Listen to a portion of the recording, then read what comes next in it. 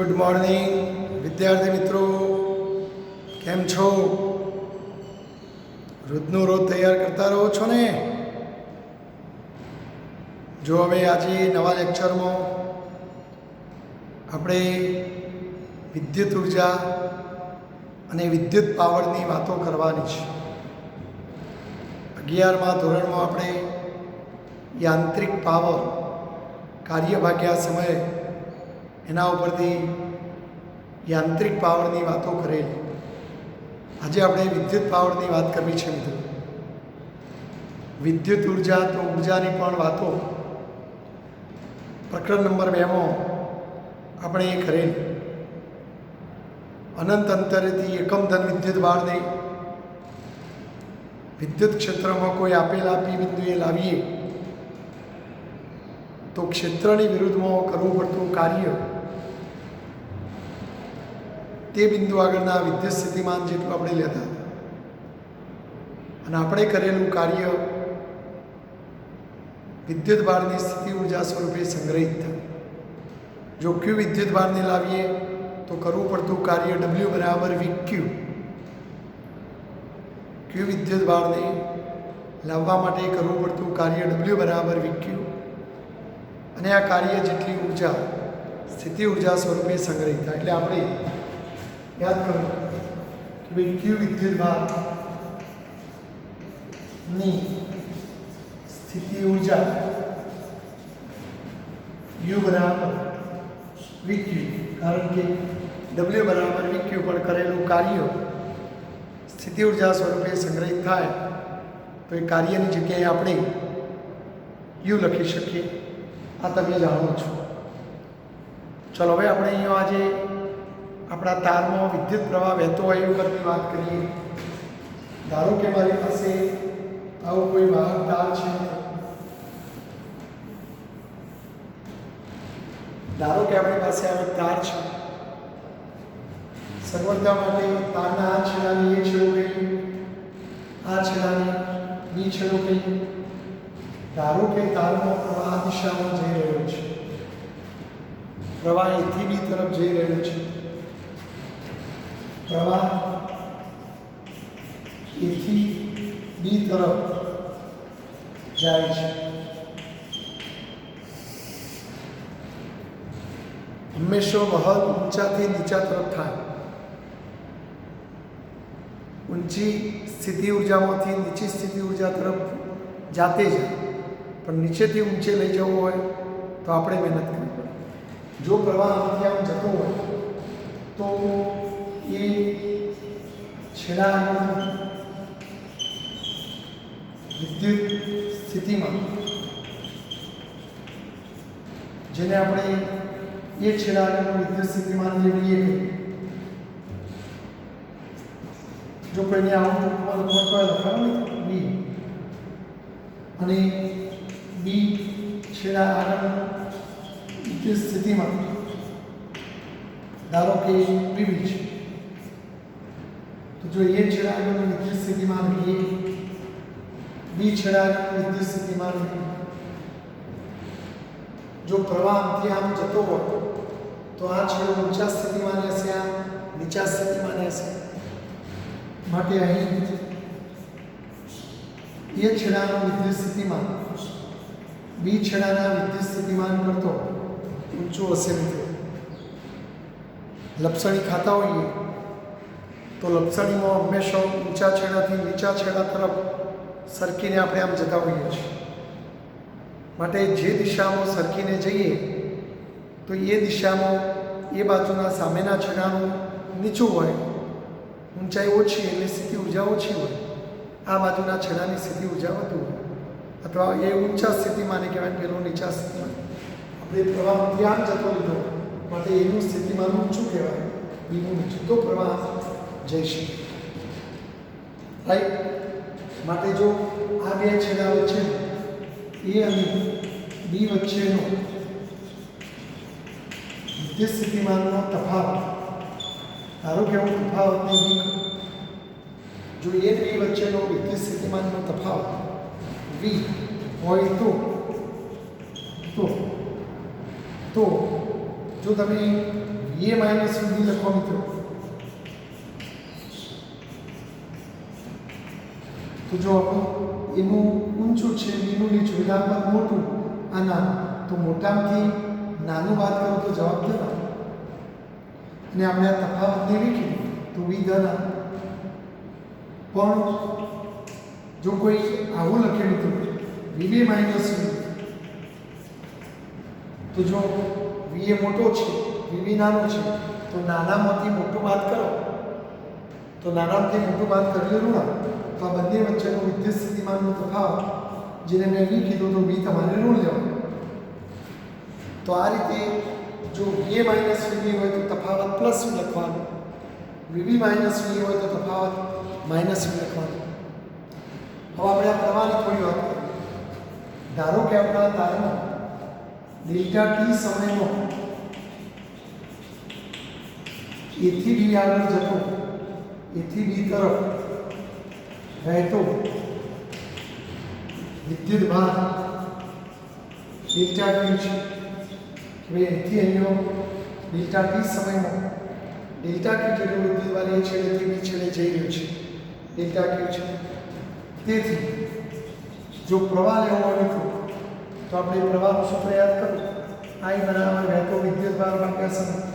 એ વહેતો વિદ્યુત ભાર ડેલ્ટા ક્યુ છે અને ડેલ્ટા ટી સમય, તો ટીની જગ્યાએ ડેલ્ટા ટી અને વહેતો વિદ્યુત ભાર ડેલ્ટા ક્યુ. જો આ ડેલ્ટા ટીને અહીં લાવો તો વહેતો વિદ્યુત ભાર ડેલ્ટા ક્યુ બરાબર શું થાય મિત્રો? I delta T. આવું પણ કહી શકાય. તો આ I ડેલ્ટા ટી જેટલો વિદ્યુત ભાર અહીંથી એનો ગયો હશે. હવે આ વિદ્યુત ભાર હું એ છેડા આગળની સ્થિતિ ઊર્જા ગણી નાખું, અને એ જ વિદ્યુત ભાર જ્યારે અહીં પહોંચી તો એની સ્થિતિ ઊર્જા કેટલી થાય એ પણ ગણી નાખીએ. તો ચલો આપણા ડેલ્ટા ક્યુ વિદ્યુત ભારની એ છેડા આગળ સ્થિતિ ઊર્જા, જેને પહેલા છેડા આગળની સ્થિતિ ઊર્જા કહીએ, તો જો સ્થિતિ ઊર્જા શોધવાનું સૂત્ર U બરાબર VQ. V એટલે જે તે બિંદુ આગળનું વિદ્યુત સ્થિતિમાન, તો આપણે અહીંયા આગળનું વિદ્યુત સ્થિતિમાન VA છે, તો V ની જગ્યાએ VA બરાબર. અને વિદ્યુત ભાર કેટલો અત્યારે જઈ રહ્યો છે? તો આપણે કીધું ડેલ્ટા ક્યુ, તો ક્યુ ની જગ્યાએ ડેલ્ટા ક્યુ. તો આમ ડેલ્ટા ક્યુ વિદ્યુત ભારની એ છેડા આગળ વિદ્યુત સ્થિતિ ઊર્જા U1 બરાબર VA ડેલ્ટા ક્યુ બરાબર. ડેલ્ટા ક્યુની કિંમત આપણે પછી મૂકીએ.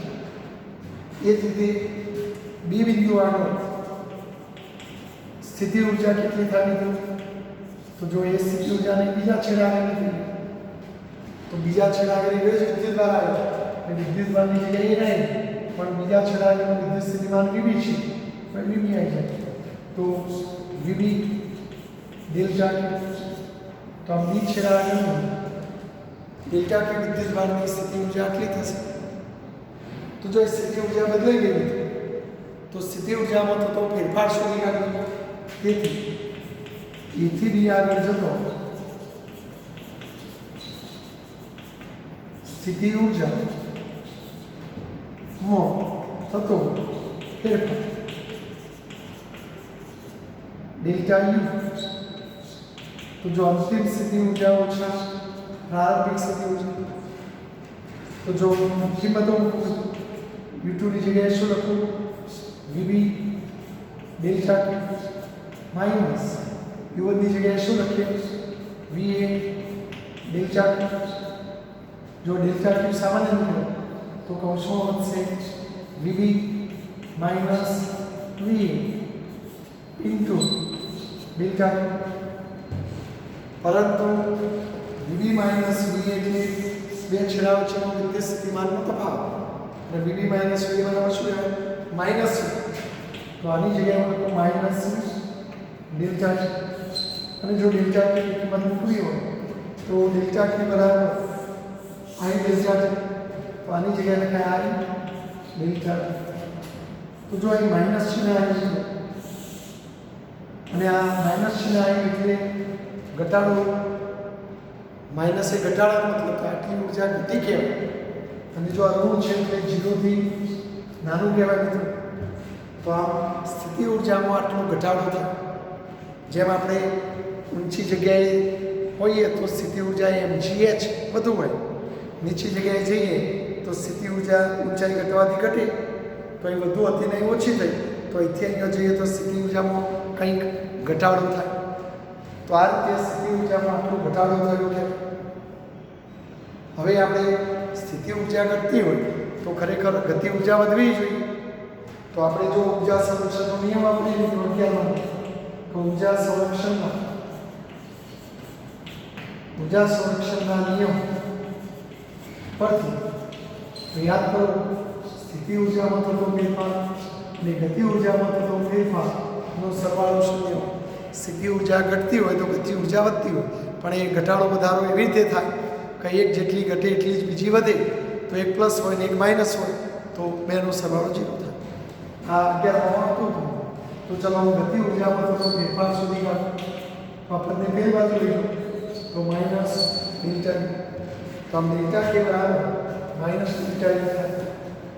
બીજા શબ્દોમાં જો ડેલ્ટા ની કિંમત મૂકીએ તો જો આ માઇનસ ડેલ્ટા ની કિંમત માઇનસ bi ડેલ્ટા, પણ માઇનસ માઇનસ પ્લસ, તો ડેલ્ટા કે બરાબર પ્લસ vi ડેલ્ટા.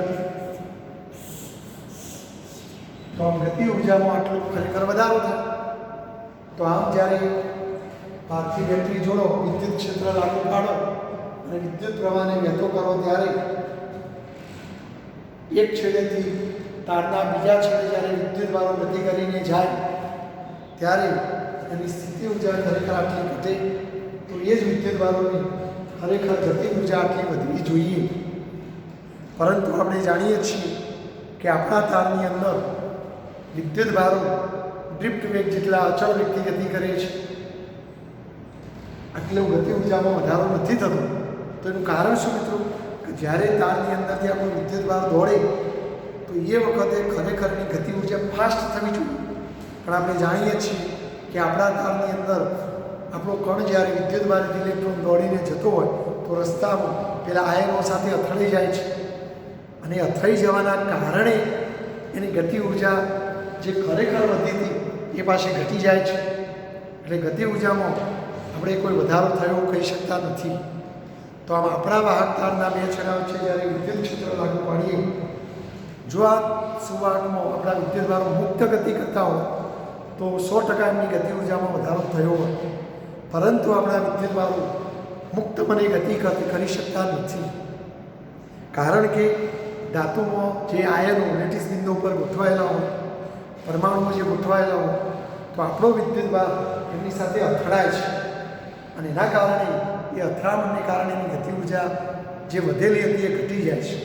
વાસ્તવમાં એ ગતિ ઉર્જા એ પેલા પરમાણુને આપી દે છે, એટલે આપણા વિદ્યુત ભારની ગતિ ઉર્જા તો પાછી ઘટી જાય છે, પણ એ ઉર્જા પરમાણુને પ્રાપ્ત થાય.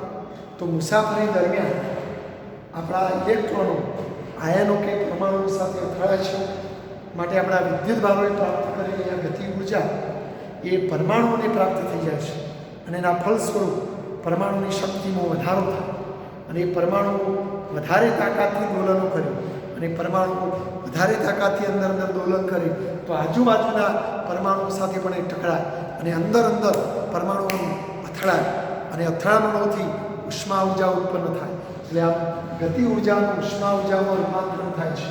તો આ જે ગતિ ઉર્જા હતી એ જ ગતિ ઉર્જા ડેલ્ટાનું ઉષ્મા ઉર્જામાં રૂપાંતરણ થાય છે. એટલે આ ગતિ ઉર્જા ડેલ્ટા કે બરાબર ઉત્પન્ન થતી ઉષ્મા ઉર્જા કહી શકાય. ઉત્પન્ન થતી ઉષ્મા ઉર્જા. તો આ રીતે ગતિ ઉર્જાનું ઉષ્મા ઉર્જામાં રૂપાંતરણ થાય છે. એટલે ડેલ્ટા કે બરાબર h. અહીંયા જો આપણે કાર્ય ઉર્જા પ્રમેય વાપરીએ તો કાર્ય ઉર્જા પ્રમેય પ્રમાણે W બરાબર ડેલ્ટા. જો ગતિ ઉર્જામાં થોડો ફેરફાર થાય તો થોડું આપણે ડેલ્ટા W લખીશું. જો તમે ડેલ્ટા કેની કિંમત મૂકી દો તો ડેલ્ટા કેની જગ્યાએ વીઆઈ ડેલ્ટા ટી લખાય. જો આ જવાબ ધન છે એટલે ગ્રેટર ધેન છે, પેલો ઋણ હતું એટલે લેસ ધેન છે. આ ઘટતું કહેવાય તો પેલું વધતું કહેવાય. જો તમે ડેલ્ટા ની આ બાજુ વાળી delta W by delta T બરાબર વી ઇન્ટુ આઈ આવું થશે. હવે 11 ધોરણ યાદ કરો, પાવર પી બરાબર કાર્ય ભાગ્યા સમય. જો ડેલ્ટા ટી સમય લીધો ડેલ્ટા ડબલ્યુ જેટલું કાર્ય કહેવાય તો પી બરાબર delta W by delta T. તો આને તમે પાવર કહેતા હતા તો પછી આને આપણે પાવર કહી શકીએ. તો પાવર પી બરાબર વીઆઈ, પણ આને વિદ્યુત પાવર કહેવાય. તો કયો પાવર કહેવાય? વિદ્યુત. તો જો વિદ્યુત પાવરનું સૂત્ર છે તો વિદ્યુત પાવર પી બરાબર વીઆઈ. યાદ રાખજો, વિદ્યુત પાવર પી બરાબર વીઆઈ. જો વી એટલે વિદ્યુત સ્થિતિમાનનો તફાવત. વી એટલે શું? આ બે છેડા વચ્ચેનો વિદ્યુત સ્થિતિમાનનો તફાવત. અને આઈ એટલે વહેતો પ્રવાહ. જો બંનેનો ગુણાકાર કરો તો તમને વિદ્યુત પાવર મળશે. આ શું બતાવે છે? તો જો અહીંયા ડેલ્ટા કે એ જ ડેલ્ટા ડબલ્યુ છે. તો આ ડેલ્ટા ડબલ્યુ એટલે આપણે ડેલ્ટા કે ઉત્પન્ન થતી ઉષ્મા ઊર્જા, જેટલી ઉષ્મા ઊર્જા ઉત્પન્ન થાય એટલી જ વિદ્યુત ભારોની ઊર્જા તે વપરાઈ જાય. કારણ કે વિદ્યુત ભારોએ પ્રાપ્ત કરેલી ગતિ ઊર્જાનું જ ઉષ્મા ઊર્જામાં રૂપાંતરણ થાય છે. તો આવું કહી શકાય કે ડેલ્ટા ટી સમયમાં વપરાતી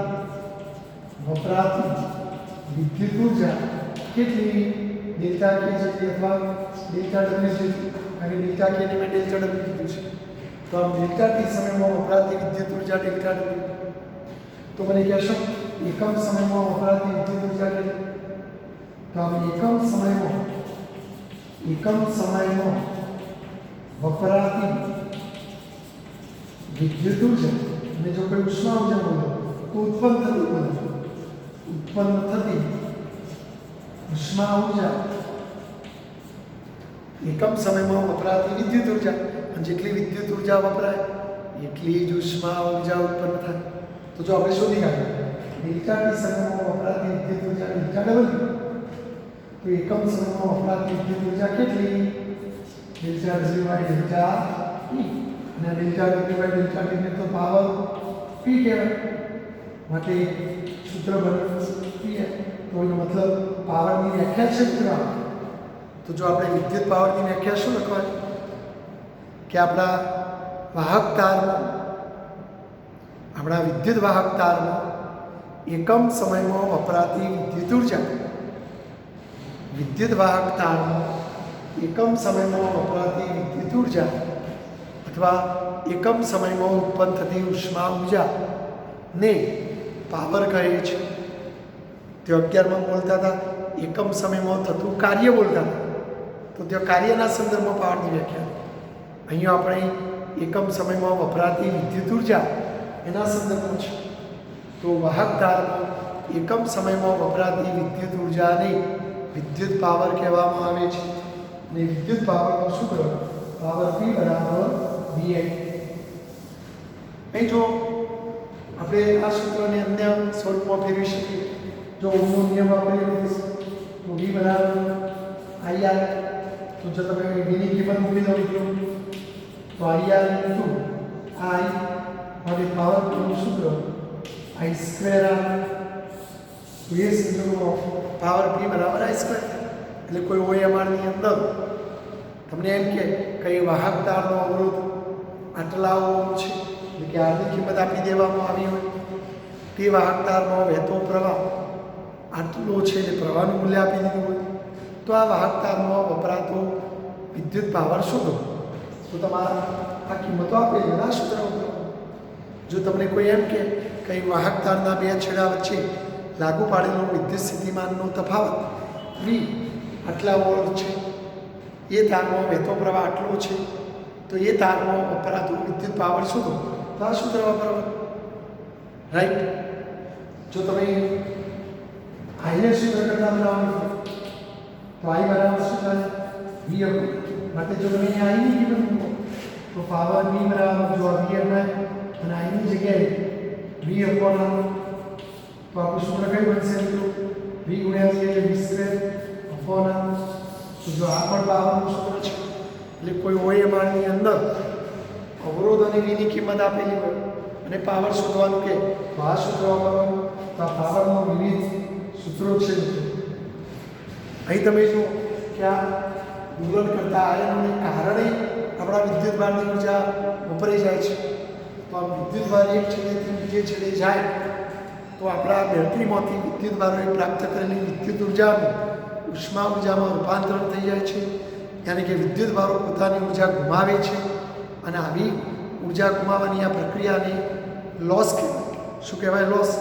અને અવરોધને કારણે આ ઉર્જા ગુમાવે છે અને અવરોધનો એકમ ઓમ, માટે ઘણા લોકો આને ઓહમિક લોસ કહેશે. શું કહેશે? Ohmic loss.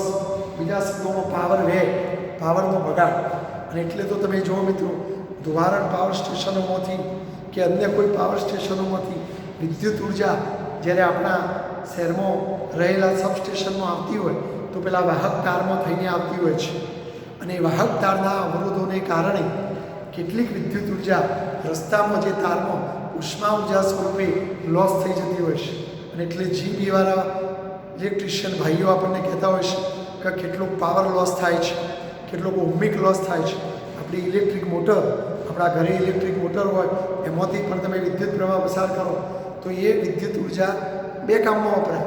કેટલીક વિદ્યુત ઉર્જા મોટરરૂપી યંત્રને ફેરવવામાં પણ વપરાય અને એ મોટરના અંદર જે તાર હોય, તારની જે કોઇલ હોય, એ કોઇલ વાઇન્ડિંગ કરેલો તાર, એ તારના અવરોધને કારણે થોડી ઘણી વિદ્યુત ઉર્જાનું ઉષ્મા ઉર્જામાં પણ રૂપાંતરણ થાય, થોડો ઓહમિક લોસ પણ થાય. એટલે પૂરેપૂરું 100% વિદ્યુત ઉર્જા યાંત્રિક કાર્યમાં વપરાતી નથી, કેટલોક લોસ થાય. અને એટલે તો તમે જુઓ આપણી ઇલેક્ટ્રિક મોટર પણ ગરમ થાય, રાઈટ? તમે મોટરને થોડા સમય પછી હાથ અડાડજો, થોડી ગરમ થયેલી હશે તો એ ગરમી આવી ક્યાંથી? કોઈ કોલસા નોખી ગયું અંદર? તો ના. તો આ વિદ્યુત ઉર્જાનું તે ઉષ્મા ઉર્જામાં રૂપાંતર થાય. આ પાવર એ એકમ સમયમાં વપરાતી વિદ્યુત ઉર્જાનું સૂત્ર છે. જો પાવર એ એકમ સમયમાં વપરાતી વિદ્યુત ઉર્જાનું સૂત્ર છે. જો વિદ્યુત પાવરની વ્યાખ્યા લખી તો વિદ્યુત પાવરની વ્યાખ્યા આપણે કે વાહકનો અથવા કોઈ અવરોધક તારનો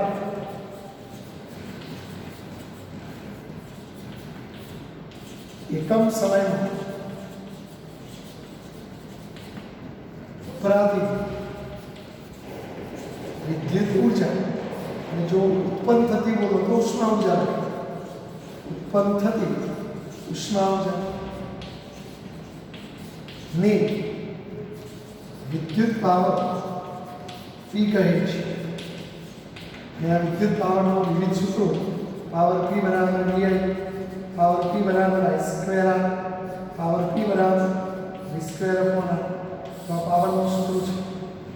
જો કોઈ એક્ઝામ્પલમાં ટી સમયમાં વપરાતી વિદ્યુત ઉર્જા કે તો જો ટી સમયમાં વપરાતી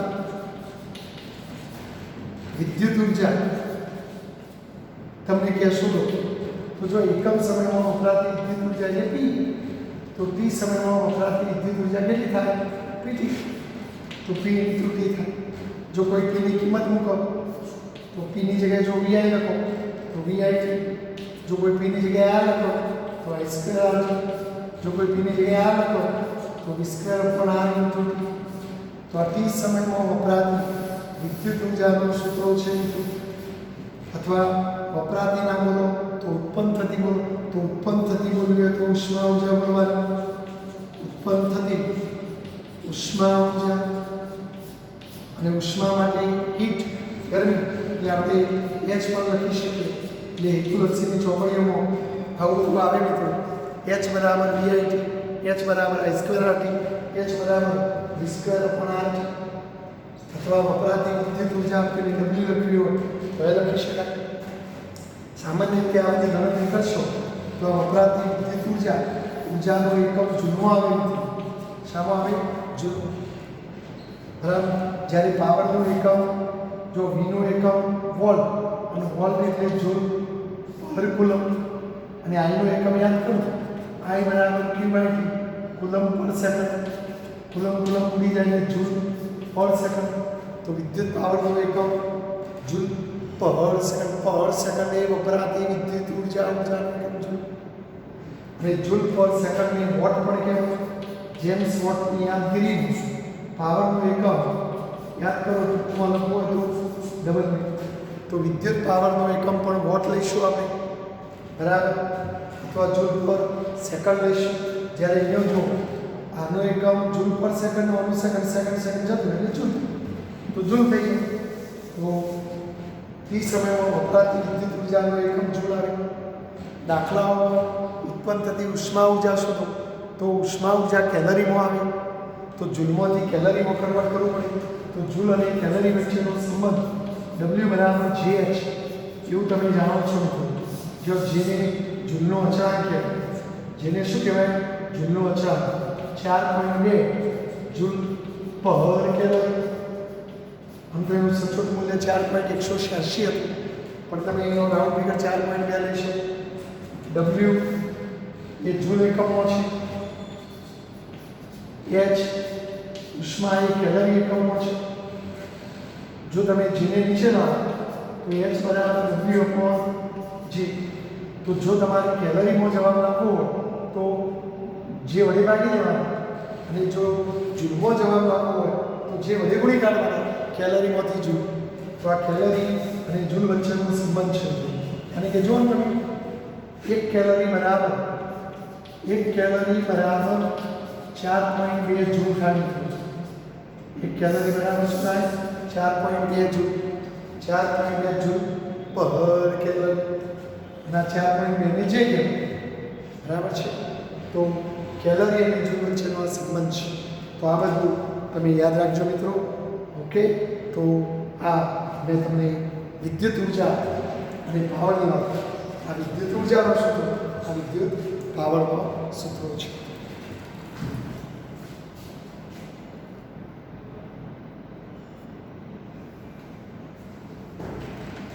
મિત્રો, હાલ આપણે વાત કરી કે અવરોધમાંથી વિદ્યુત પ્રવાહ પસાર થાય તો અવરોધને કારણે વિદ્યુત ઉર્જાનું ઉષ્મા ઉર્જામાં રૂપાંતર. તો પછી આ વિદ્યુત પાવર આપણને મળે ક્યાંથી? તો એના માટે વ્યવહારમાં વિદ્યુત કોષ બનાવવામાં આવે છે.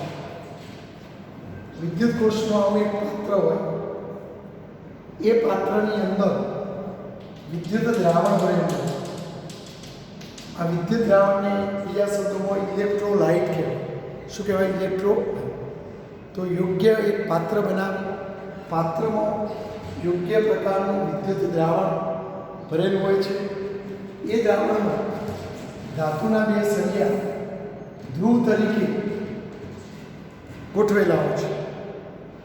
એ ધ્રુવના થોડો ભાગ દ્રાવણની બહાર હોય છે કે જેથી તેઓ આપણે વાયરિંગ કરી શકીએ, વાયર જોડી શકીએ. તો ધાતુના છેડા થોડા બહાર હોય છે, બાકીના દ્રાવણની અંદર હોય છે. આમાં એક ધ્રુવને ધન ધ્રુવ કહેવાય, બીજા ધ્રુવને ઋણ ધ્રુવ કહેવાય. રસાયણશાસ્ત્રની અંદર આવા વિવિધ પ્રકારના વિદ્યુત કોષ, સૂકો કોષ, લેક્લાન્સે કોષ, ડેનિયલ સેલ, લેડ સંગ્રાહક કોષ, આવા બધા વિવિધ પ્રકારના વિદ્યુત કોષો તમારે ભણવાના આવશે. તો આપણે જો એક અવરોધ લઈ એનો એક છેડો કોષના ધન સાથે બીજો છેડો કોષના ઋણ સાથે જોડીએ તો રહેવાથી વિદ્યુત પ્રવાહ ધનમાંથી આમ જાય. અને જ્યારે આપણો વિદ્યુત ભાર આ એક છેડેથી બીજે છેડે જાય તો અવરોધને કારણે વિદ્યુત ઉર્જાનું ઉષ્મા ઉર્જામાં રૂપાંતર થાય. વિદ્યુત ભારિત કણોની ઉર્જા ઘટી જાય અને ઉર્જા વપરાઈ જવાથી ખાલી થયેલા વિદ્યુત ભારો ફરી પાછા થઈ દ્રાવણમાં આવશે. દ્રાવણમાં થતી રાસાયણિક પ્રક્રિયામાંથી એમને દોડવા માટેની ઉર્જા મળશે અને એ ઉર્જા મેળવીને પાછા દોડીને અહીંથી પાછા આમ જશે, ફરી આમાં ઉર્જા વાપરી આવશે, ફરી પાછા એ અહીં આવશે અને આમાંથી પાછી ઉર્જા મેળવશે અને આમ સતત ચાલુ. અને આ રીતે આપણને આવા વિદ્યુત કોષોમાંથી વિદ્યુત પાવર પ્રાપ્ત થયા કરતો હોય છે. એકને ધન વિદ્યુત અવયવ એટલે કે ધન ધ્રુવ, બીજાને ઋણ વિદ્યુત અવયવ એટલે કે ઋણ ધ્રુવ. જ્યાં સુધી આ વિદ્યુત કોષમાં રાસાયણિક પ્રક્રિયા ચાલુ રહેશે, રાસાયણિક ઉર્જા મુક્ત થતી રહેશે, ત્યાં સુધી આ વિદ્યુત કોષ આપણને પાવર પૂરો પાડી જશે અને ઉર્જા રાસાયણિક ઉર્જા મુક્ત થવાની બંધ થઈ જશે તો પછી આપણા વિદ્યુત વારોને ઉર્જા મળશે નહીં એટલે પછી આપણે કહીશું કે આપણું પાવર ઉડી ગયું, ફેલ થઈ ગયું, ફેંકી દો, નવો લાવો. વ્યવહારમાં મિત્રો એવા કેટલાક સેલ છે કે જેને પુનઃ રિચાર્જ કરી શકાય. તો વિદ્યુત કોષો બે પ્રકારના, એક રિચાર્જ ન કરી શકાય તેવા જેને પ્રાથમિક સેલ કહેવાય, જેમાં સૂકો કોષને બધા આવે એકલાંશી સેલને, અને બીજા એવા કેટલાક સેલ જેને પુનઃ રિચાર્જ કરી શકાય, જેમ કે આપણી મોબાઈલની બેટરી, લેડ સંગ્રાહક કોષ, આપણા ઘરે ચાર્જિંગ બેટરી હોય તો એમાં રહેલું સેલ. તો આ બધા પુનઃ રિચાર્જ કરી શકાય એવા સેલ છે જેને સંગ્રાહક સેલ અથવા ગૌણ કોષ કહેવામાં આવે છે. તો આ વિદ્યુત કોષો બે પ્રકાર, અને આ વિદ્યુત કોષોમાંથી વિદ્યુત ભારોની ઉર્જા મળતી હોય છે. તો આ વિદ્યુત પાવર ક્યાંથી મળે? તો આ વાત આપણા ઘરમાં આવતી વિદ્યુત ઉર્જા પાવર સ્ટેશનોમાંથી આપણને મળતી હોય છે. તો એની પણ આપણે વાત કરવાના છીએ.